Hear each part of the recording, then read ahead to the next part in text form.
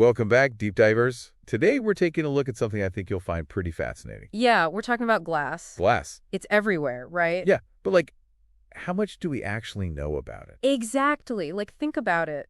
I guess not a lot, really. It seems simple, but it's got this crazy history. Okay, so let's start simple then. What exactly is glass? So technically, glass is an amorphous solid. Okay, so, in English, Right. Okay, so most solids, the atoms are all ordered, like perfectly arranged. like a grid. Exactly, yeah, like in crystals. But glass, it's different. The atoms are all jumbled up, kind of like a frozen liquid. Huh. So, like a liquid pretending to be solid. You got it. Imagine like if you could freeze a liquid mid-swirl. That's sort of the structure of glass. Whoa. Okay, so then does that mean, like, glass is actually flowing? Ah, you're thinking of that old myth. Yeah, the one about old windows being thicker at the bottom. Right, yeah, like it's slowly melting over time. It's a fun idea, but no, it's not true. So no slowly dripping windows. Nope. Well, technically, there's some tiny movement happening at the atomic level. Okay, It's way, way too slow to see any difference in, like, a human lifetime. that's kind of a relief. Right. But okay, you mentioned different types of glass. I just assumed glass was, glass. Oh, there's a whole world of glass out there, like silica glass, for instance. That's nearly pure silica. It's crazy heat resistant. They use it for spacecraft windows. Spacecraft windows. That's intense. What about like regular stuff though, like jars and bottles? That's mostly soda lime glass. Soda lime. Yeah, it's super common, cheap to make, easy to work with. Makes sense. Okay, but what about stuff like my Pyrex dish? It goes from oven to fridge, no problem. Ah, you're talking borosilicate glass. For what now? Borosilicate. They add boric oxide, which helps it resist those quick temperature changes, what we call thermal shock. So no exploding lasagna in my fridge. Okay, last one. What about like fancy crystal glasses? They can't be the same as like a pickle jar. Good catch. That's lead glass. Adding lead oxide gives it that crazy sparkle and clarity. So that's the secret to elegant dining. Okay, but what about fiberglass? That's not really glass, is it? It actually is glass, just super thin fibers all woven together. That's what gives it that strength. It's super versatile. Huh. The more you know. Right. But are you ready for something wild? Always. You can actually make metal into glass. Hold up, what? Metal glass. Yeah. You cool molten metal crazy fast. The atoms don't have time to arrange themselves. Normally, they get stuck in this, like, glassy state. We call them amorphous metals. Okay, my mind is blown. Just wait till we get into the history of glass. We're talking Stone Age. Okay, now I'm really interested. Way before making glass, humans were using obsidian. Obsidian. Yeah, that naturally occurring volcanic glass, crazy sharp edges. So even before metal tools, we had glass tools. You got it. Then later on, the earliest made glass, like around 3600 BC, were little beads. Probably accidental at first, like a side effect from metalworking.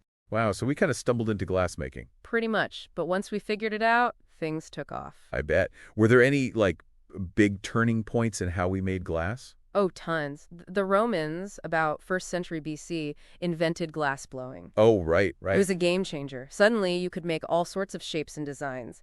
Glass became an art. Roman glass is still stunning. What came after that? Well, how about stained glass windows? Ah, Those colors and designs, the way they light up those cathedrals, is incredible artistry. yeah, they're beautiful. Didn't the Venetians have a thing for glass, too? Absolutely. During the Renaissance, Murano, that island in Venice, they were the glass-making hub. What made them so special? Well, they created Cristallo, this super clear, colorless glass prized for its brilliance. Cristallo. Is that where we get the word crystal? Exactly. And innovations kept coming. Like in the 1950s, the float glass process was invented. That's how we make those sleek, large panels we see in buildings today. So, like, those glassy skyscrapers all owe it to float glass?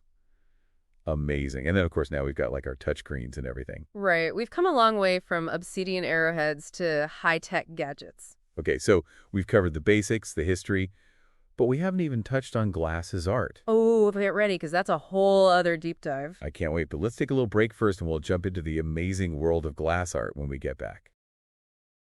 Okay, so glass art. Where do we even start? Well, how about with blown glass? It's been around for ages. Blown glass out of those, like, super delicate shapes. Exactly. It's pretty amazing, how they take that molten glass on a pipe, blow into it, and shape it. Yeah, it's like they're capturing a breath, making it solid. I like that. And the way the light plays off those curves. It's mesmerizing. Oh, and what about mosaics? Oh, mosaics. Such an ancient art form, but still so powerful. It's like they're painting with light. Each little piece of glass reflecting and refracting. Creates this, like, shimmering surface.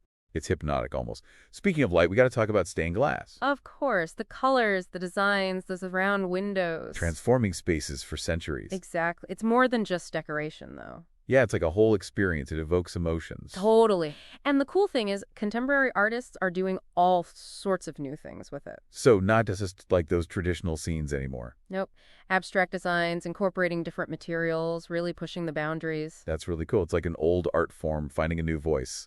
And speaking of pushing boundaries, what about studio glass? Oh, yes, studio glass. That's where things get really experimental. Okay, so less about tradition, more about just like trying new stuff. Exactly. It's all about exploring what glass can do.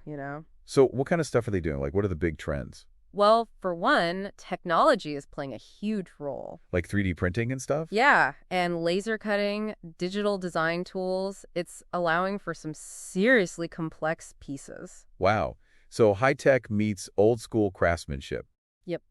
And another thing, there's a growing movement toward using recycled and repurposed glass. Oh, that's great. Sustainable art. Right. Giving these materials a new life, making something beautiful out of what could have been waste. I love that. It sounds like the whole world of glass art is just constantly evolving. It totally is. Tradition, innovation, form, function, it's all in there. I'm blown away by everything we've learned today, from ancient techniques to modern innovations. It's clear that glass is so much more than just like a material. It's art, it's science, it's history, it's the future. Well said. And honestly, we've only scratched the surface. This has been an incredible journey, but, we've got to ask, what does the future hold for glass? Now that's a great question. And there are some seriously exciting possibilities on the horizon. Okay, lay it on me.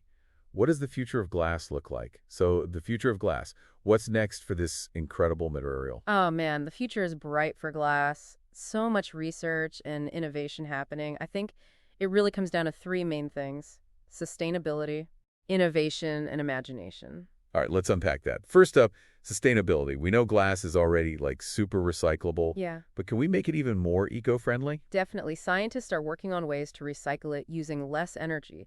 Plus, they're developing new glass types that are even tougher and last longer. And, get this, Yeah. bio-based glass. Wait, what? Bio-based? Made from plants, renewable resources. Wow, that's amazing. Okay, what about the innovation part? Any big breakthroughs on the horizon? Well, one that's got everyone talking is self-healing glass. Imagine your phone screen could fix its own cracks. Okay, sign me up. My phone would thank me. Right. And another big one is smart glass. We already have those windows that tint automatically. Oh, yeah, yeah. But it's going way beyond that. Think of, like, buildings with glass facades that can change their transparency. Whoa, like the building could breathe. Exactly. Controlling temperature and light all on its own. That's wild. And what about like the art side of things? Where does that fit in with all this innovation? That's where imagination takes over. As we get all these new materials and techniques, artists are going to find incredible new ways to use them. I can only imagine. Think sculptures that react to touch or installations that change with the light. It's not just a static object anymore, it's an experience. You got it. Glass art is going to get so much more dynamic, pushing the boundaries of art, design, and technology. This whole deep dive has been such an eye-opener. I'll never look at glass the same way again. That's the beauty of it, right? Taking something we see every day and really seeing it, understanding it. So, to all our listeners out there, keep that curiosity going. Next time you see a window, or your phone screen, or a glass sculpture, Take a moment to think about its journey, how it was made, the possibilities it holds. glass is a testament to human ingenuity, and it's going to shape our future in ways we can only imagine. Exactly. Well, that's it for our deep dive into the world of glass. Thanks for joining us on this incredible adventure. Until next time.